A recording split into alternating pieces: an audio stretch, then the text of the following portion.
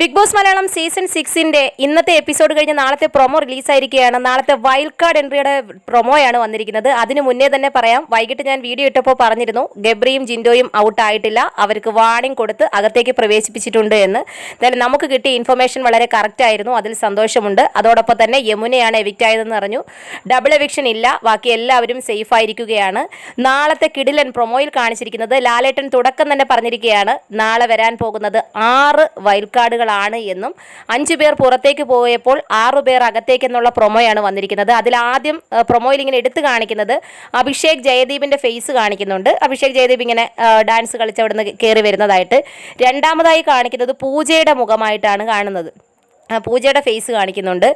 Promo കറക്റ്റായിട്ട് കണ്ടവർക്ക് എല്ലാവർക്കും മനസ്സിലാവും, പക്ഷേ എനിക്ക് ആ ടൈമിൽ എനിക്ക് സ്ക്രീൻഷോട്ട് എടുക്കാൻ പറ്റിയില്ല. അതോടൊപ്പം മൂന്നാമത് കാണിക്കുന്നത് അഭിഷേക് ശ്രീകുമാറിൻ്റെതാണ്. അത് കഴിഞ്ഞിട്ട് എനിക്ക് തോന്നുന്നു നെക്സ്റ്റ് കാണിച്ചിരിക്കുന്നത് ആ കനകുറഞ്ഞ പെൺകുട്ടി നന്ദനയുടേതാണ്.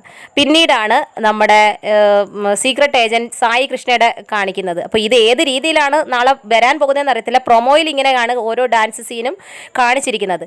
എന്തായിരുന്നാലും 6 പേര് നമ്മൾ പറഞ്ഞ നമ്മുടെ സോഷ്യൽ മീഡിയയിൽ തരംഗം സൃഷ്ടിച്ചുകൊണ്ടിരിക്കുന്ന പേരുകൾ തന്നെയാണ്, ഒരു മാറ്റവുമില്ല.